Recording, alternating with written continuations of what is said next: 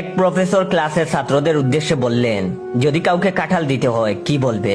একজন ছাত্র হাত তুলে বলল, এই নিন কাঁঠাল।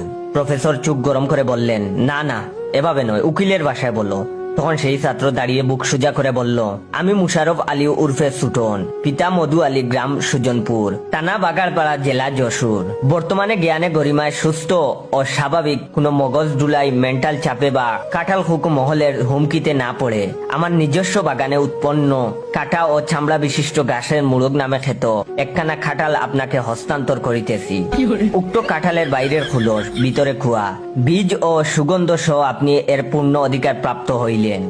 আপনি ইহা চিবাইয়া খাইতে, গরম ভাতে মেখে খাইতে, না খাইয়া ছবি তুলিয়া ফেসবুকে পোস্ট দিতে বা ঘরে রেখে গন্ধে বুধ হইয়া যাইতে পারবেন।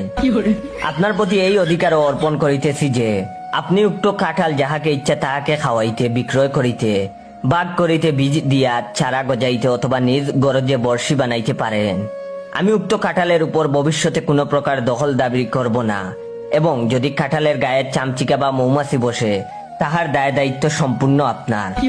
তখন প্রফেসর এতটা আইনি গন্ধে মুড়ানো কাঁঠাল সম্পর্কে বক্তব্য শুনে সরাসরি মুচকি হাসি দিতে দিতে জ্ঞান হারান।